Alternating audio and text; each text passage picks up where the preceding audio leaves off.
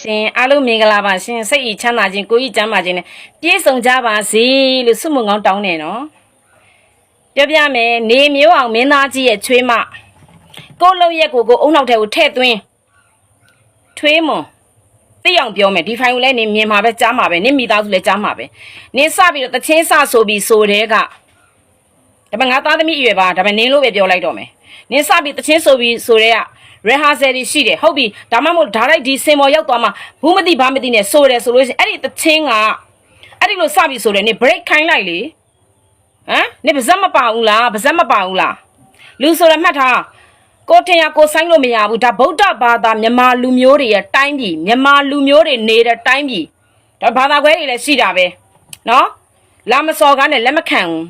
ဘာသာရေးကိုစော်ခိုင်းတာတော့လုံးဝလက်မခံဘူးနေဒီရိုင်းဆိုင်နဲ့မိန်းမနေနဲ့အတူတူကားတဲ့သူတွေလည်းမရိုင်းတာပဲနင်းရဲ့ DJ ကိုဖွင့်ပေးတဲ့သူတွေလည်းမရိုင်းတာပဲဟမ် KD မာဆက်တို့ဒီဘားတို့မှာဒီတချင်းကဖွင့်စရာလား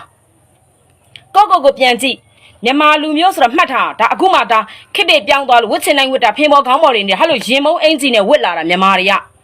ကိုချီသလုံးမွေးပေါ်မှာအရန်ကြောက်တယ်တို့ចောင်းနေတော့ချီသလုံးပေါ်လို့မရဘူးချီမျက်စိအတိဆီယမတွေကချက်ပေါ်လို့မရဘူးမှတ်ထားဒါကူကတမျိုးပြီးတမျိုးဖြစ်သွားလို့နော်ပြမယ်နင်းတို့ကအဲ့ဒါမရိုင်းတာမြန်မာလူမျိုးဗုဒ္ဓဘာသာမြန်မာလူမျိုးနင်းတို့စော်ကားတာစေတနာကိုနင်းတို့စော်ကားတာမြန်မာပြည်မှာမွေးမြန်မာပြည်မှာနေပြီးတော့မြန်မာလူမျိုးဖြစ်မှာမြန်မာဖျားကြီးကိုစော်ကားတယ်ဆိုနင်းတို့အတိုင်းတာလွန်သွားပြီနင်းတို့အဖေဆိုလို့ရှိရင်မင်းသားလေဦးနေမျိုးအောင်ဒီမင်းသားကြီးသူဗီဒီယိုရိုက်ဖူးမယ်ရုပ်ရှင်ရိုက်ဖူးမယ်အဲ့ဒီလိုဗီဒီယိုတွေရုပ်ရှင်တွေရိုက်ဖူးတဲ့အချိန်မှာ rehearsal ဆိုတာရှိတယ်မကောင်းလို့ရှိရင်ကတ်နဲ့ငါလည်းအနုပညာသမားတစ်ယောက်ပဲနော်ဆိုတော့ပြမယ်ထွေးမွန်နင်းဘက်ကတအားရိုင်းတဲ့အတွက်အဲ့ဒီကိစ္စနဲ့ပတ်သက်လို့လုံးဝလက်မခံဘူးနင်းနံပါတ်1အနေနဲ့ကမြတ်စွာဘုရားရှင်ကိုရမြတ်ကြီးကိုစော်ကားတယ်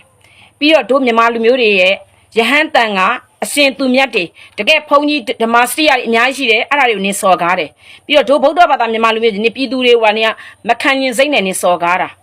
နော်အဲ့ဒီအတွက်ကိုနင်းကိုလုံးဝငါမကျေနပ်ဘူးနော်နင်းကိုတော့မကျေနပ်ဘူးငါရဲ့နှလုံးသားထဲမှာနင်းရှိသွားပြီနင်းကိုလည်းငါအားပေးမဲ့ထမမပါဘူးနောက်မှတော့နင်းမနေနာမည်ကြီးကိုမကလို့နော်ဆယ်လီ17လီမကလို့12လီပဲဖြစ်နေနင်းကိုငါတို့ကလေလက်ခုပ်တီးပြီးအားပေးမဲ့ထမမပါဘူးမှတ်ထားမရိုင်းစော်ကားထားလို့ငါတို့နှလုံးသားထဲမှာဒဏ်ရာရသွားတယ်အဲ့ဒီအတွက်ကိုနင်းတောင်းပန်ရမယ်နင်းမြတ်စွာဘုရားကိုလည်းရှခိုးပြီးဝင်ချတောင်းပန်ရမယ်ဆရာတော်အပေါင်းကိုလည်းမြန်မာနိုင်ငံမှာရှိတဲ့ဆရာတော်အပေါင်းကိုလည်းနင်းရင်ဝင်ချပြီးတော့နင်းတောင်းပန်ရမယ်ငါတို့ပြည်သူတွေရှေ့မှာလည်းနင်းဖိုင်ကတက်လာပြီးမှတောင်းပန်ပေးရမယ်အဲ့ဒီလိုတောင်းပန်မှာကျေနပ်မှာ